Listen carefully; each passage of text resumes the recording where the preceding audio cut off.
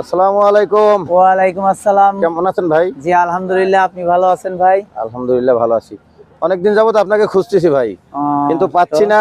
আপনাকে তো মাঝে মধ্যে মোবাইলে দেখা যায়, ফেসবুকের ভিতরে বিভিন্ন রকম কন্টেন্ট তৈরি করেন, বিভিন্ন কথা বলেন, ভালো মন্দ অনেক কিছু উপদেশ স্বরূপ দেন। এখন আমার একটা জানার ছিল আপনার কাছে। আমিও কিছুদিন যাবত ফেসবুক নিয়ে অনেক ঘাটাঘাটি করতেছি।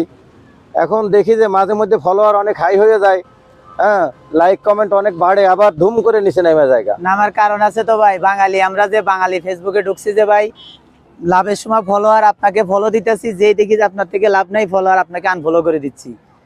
ও, তাহলে বাঙালি ভালোভাবে ঢুকছে এর ভিতরে না? ভালোভাবে ঢুকছে। আমি তো মনে করছিলাম এটা বিদেশি একটা সংস্থা, বিদেশি একটা কোম্পানি, এটা বিদেশিরা চালায়। না রে ভাই, ওই যে কথা আছে না, বাঙালি যেখানে ঢোকে এখানে সর্বনাশ হয়ে যায়।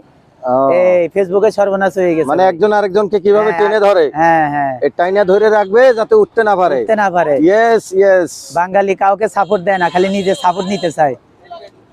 এবার আপনারা নিশ্চয়ই বুঝতে পারতেছেন যে বাঙালি যেখানে ঢুকে পড়ে সেখানে সর্বনাশটা কিভাবে তারা করে ফেলে। ধন্যবাদ সবাইকে।